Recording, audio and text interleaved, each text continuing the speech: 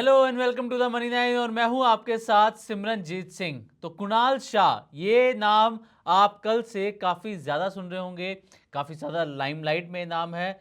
Google पे देखें तो खूब ट्रेंड ये नाम कर रहा है। क्यों?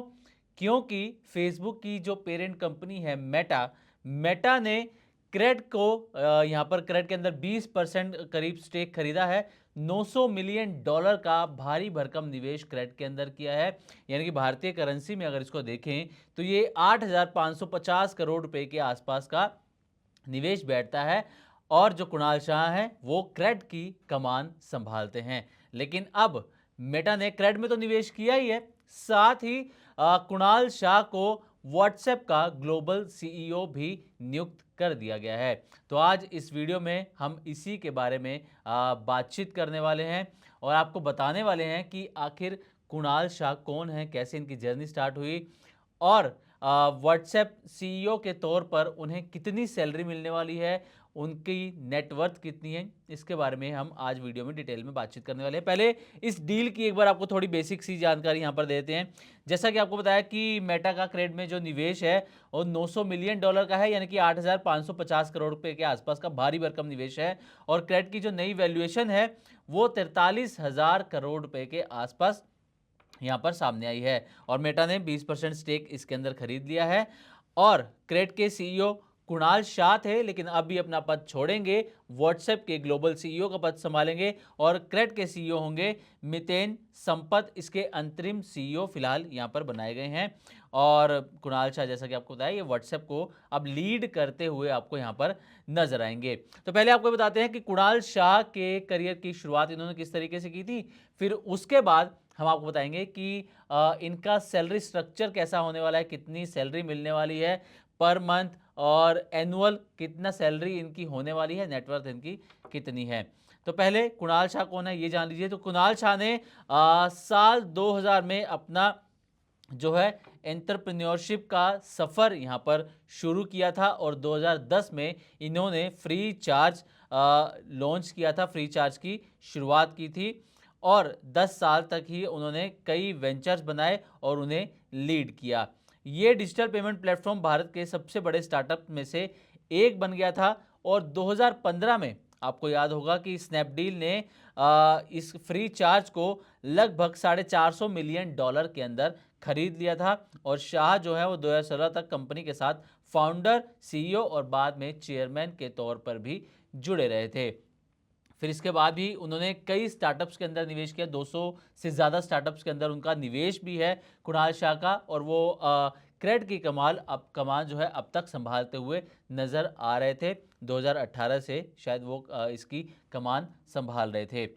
अब वो क्योंकि ग्लोबल के व्हाट्सएप के ग्लोबल सीईओ ने नियुक्त कर दिया गया है, तो सैलरी स्ट्रक्चर की यहाँ पर बात करना तो देखिए लाजमी हो जाता है कि कितनी उनकी जो है सैलरी यहाँ पर होने वाली है। तो कुणाल शाह की सैलरी की अगर हम यहाँ पर बात करें तो एक बार आपको बता देते हैं सैलरी स्ट्रक्चर उनका किस तरीके का रहने वाला है। और साथ ही आपको एक कंपैरिजन भी बताएंगे कि जो दुनिया के और बड़े ग्लोबल टेक सीईओज हैं उनकी सैलरी कितनी है और कुणाल शाह के मुकाबले कहाँ पर टिकते हैं।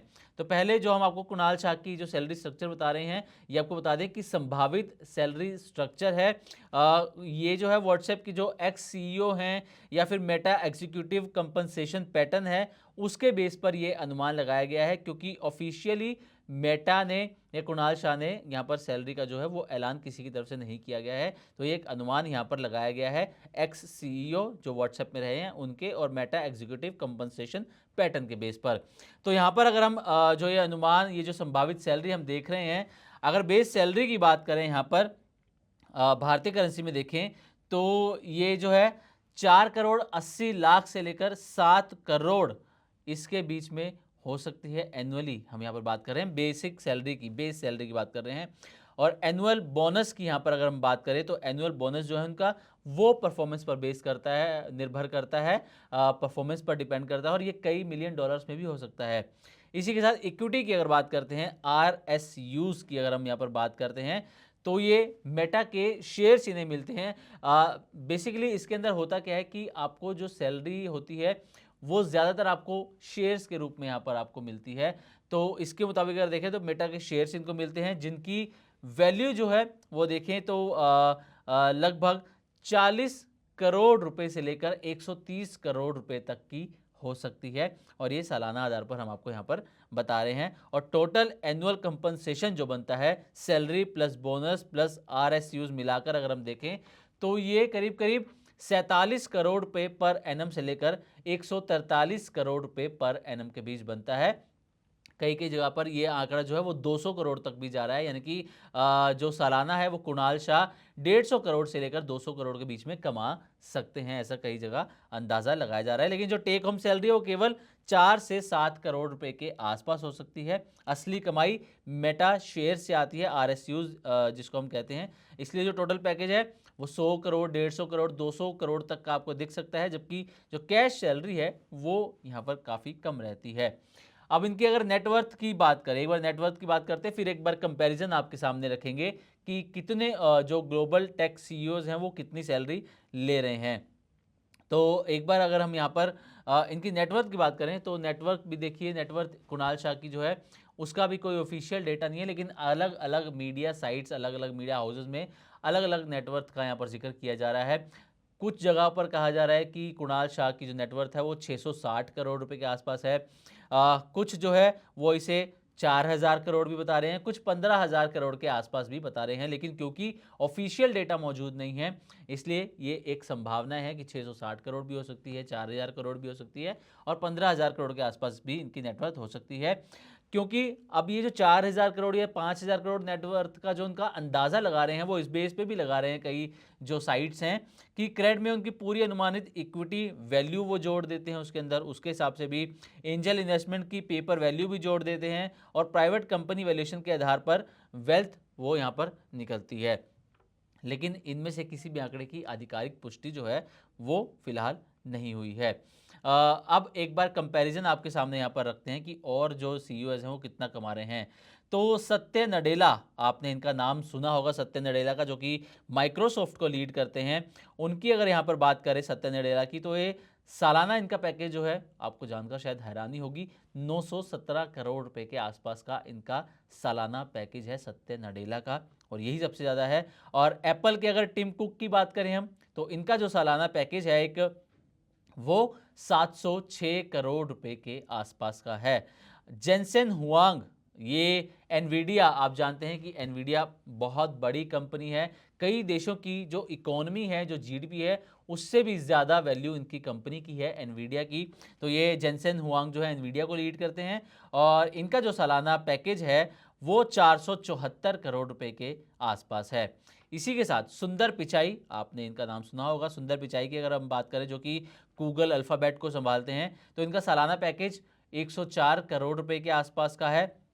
और कुणाल शाह, जैसा हमने जिक्र किया, एस्टिमेटेड इनका जो है वो 150 करोड़ से 200 करोड़ के बीच में हो सकता है, एस्टिमेटेड है। लेकिन बाकी जो CEOs की हमने आपको सैलरी बताई है वो जो है FY25 की जो ऑफिशियल प्रॉक्सी फाइलिंग है उसके आधार पर हमने आपको यहाँ पर बताई है। तो ये सैलरी स्ट्रक्चर कुणाल शाह का रहने वाला है as a WhatsApp global CEO, और साथ ही जो भी दुनिया के जो बड़े ग्लोबल टेक CEO हैं उनके भी सैलरी हमने आपके सामने रखी, नेटवर्थ आपको यहाँ पर हमने बताई।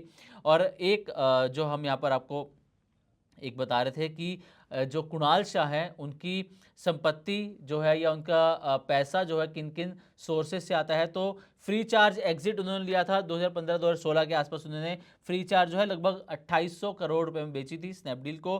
क्रेड शेयर होल्डिंग उनके पास, क्रेड के फाउंडर होने के नाते बड़ी इक्विटी होल्डिंग उनके पास है, लेकिन एग्जैक्ट जो फिगर है वो पब्लिक नहीं है। एंजल इन्वेस्टमेंट है वो 200 प्लस स्टार्टअप में उन्होंने निवेश किया है, जिनमें से कई यूनिकॉर्न्स भी हैं।